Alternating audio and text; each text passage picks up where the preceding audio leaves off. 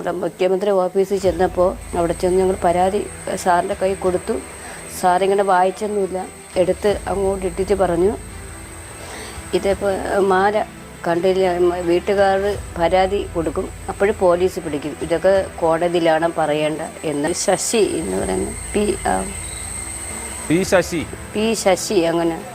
വീട്ടുജോലിക്കാരി മാല മോഷ്ടിച്ചെന്ന ഉടമയുടെ കള്ളപ്പരാതിയിൽ അറസ്റ്റ് ചെയ്യപ്പെട്ട ദലിത് സ്ത്രീ 20 മണിക്കൂർ തിരുവനന്തപുരം പേരൂർക്കട സ്റ്റേഷനിൽ നേരിട്ടത് മനസാക്ഷിയെ മരവിപ്പിക്കുന്ന ക്രൂരതയാണ്. മാല മോഷ്ടിച്ചു എന്ന കള്ളപ്പരാതിയിൽ വീട്ടുജോലിക്കാരിയായ ദലിത് സ്ത്രീയെ 20 മണിക്കൂർ അനധികൃത കസ്റ്റഡിയിൽ വെച്ച പേരൂർക്കട പോലീസിന്റെ വീഴ്ച.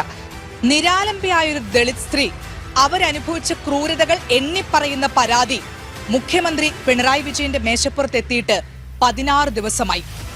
അവരോട് നീതികേട് കാട്ടിയ പോലീസുകാർ ഇതേ സ്റ്റേഷനിലെ അവരവരുടെ കസേരകളിൽ ഇപ്പോഴും അമർന്നിരിക്കുന്നു എന്നുള്ളിടത്താണ് ഈ നാടിന്റെ ദുരവസ്ഥ.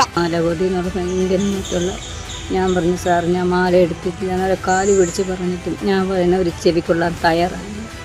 ഞാൻ ചെയ്തിട്ടില്ല, ചെയ്യുന്നില്ല. ആരെയും മുഖം മോട്ടിച്ചല്ലേ നമ്മൾ ജീവിക്കുന്നു.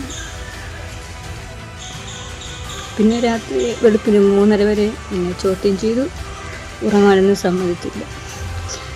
വെള്ളം ദാഹിച്ചപ്പോൾ പറഞ്ഞു ശുചിമുറിയിൽ പോയി വെള്ളം എടുത്ത് കുടിക്കും.